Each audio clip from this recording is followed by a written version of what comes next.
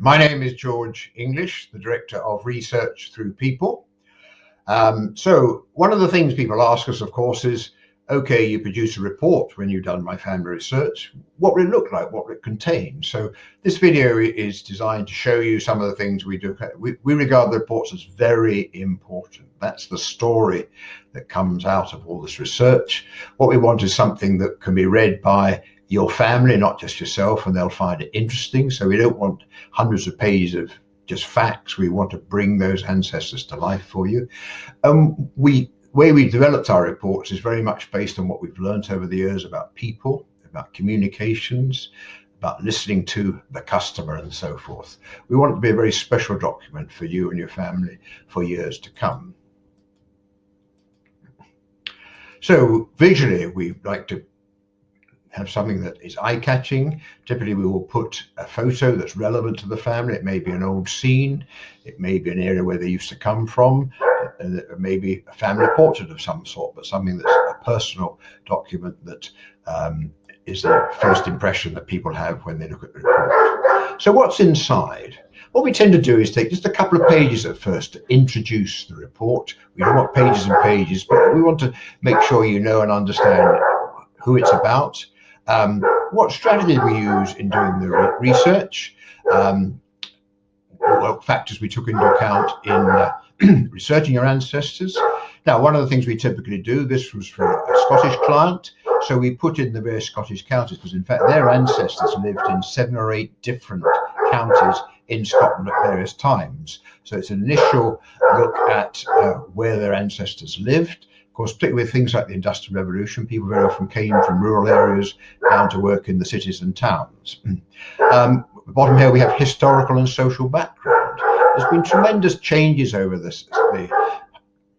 centuries, particularly over the last 100, 200 years in all sorts of ways. And again, we find it helpful to just give a brief description of that, particularly perhaps for younger people who have been less familiar with the way things were in the past. Then what we do in the report, obviously we include writing about what's what, but we include things like a census, gives the information so you can see the whole family. Very often you'll want to go back to this document. You can see the family, their ages, what occupations they had, where they were born. In this case, there was a particular ancestor worked to what's called the Eglinton Tournament, and there's a picture of that to bring it to life. We find reproducing old documents can be very important. Seeing old handwriting and so forth. Then where do they work? In this case, there was a connection with a particular factory in Yorkshire. Again, we're trying to get a very interesting report.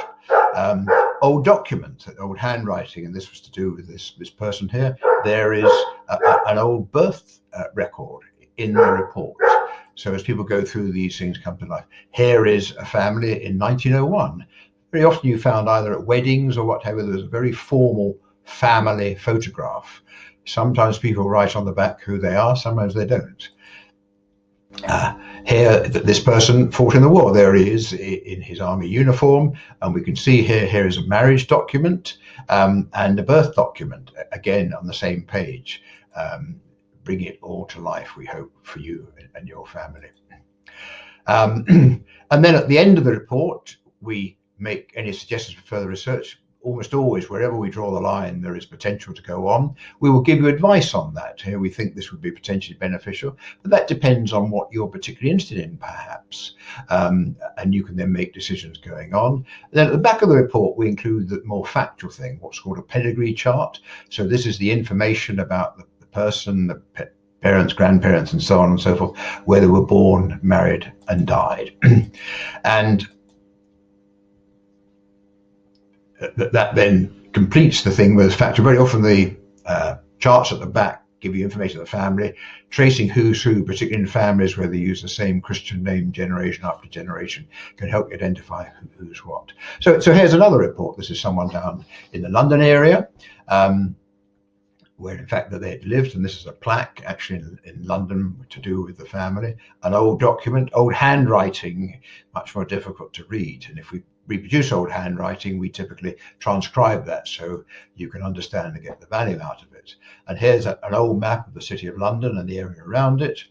And one of the things we do is we use Google Earth very often to pinpoint exactly where people lived, and that helps to actually for you to see the connections that go with the family. And here's an example where in Kent this was, the family lived in various places at various times and moved around. And again, that actually, where did they live, bringing them to life? It gives the chance to actually go and visit the places that your ancestors lived in.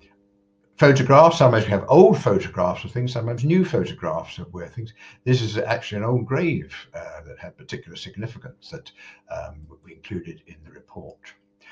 Visually, we can use more formal things. So with the descendant chart, there's the option to do special types of report with more formal backgrounds and so on and so forth.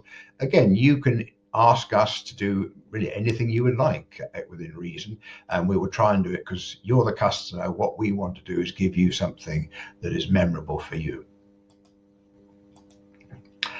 And here's another example where, in fact, this is the house where the family actually lived in the past. With the family, we tend to pull the family together here, so you can see all the names of it, where they were born and when they were born. Here's an old gravestone. Some old gravestones much easier to read than others, but we reproduced that. Here again is a family and a bit more detail about the various children involved in that, and an old photograph the family had of one of their family members. Quite often there's a particular thing that happens. The family, in this case, the family came across from Ireland.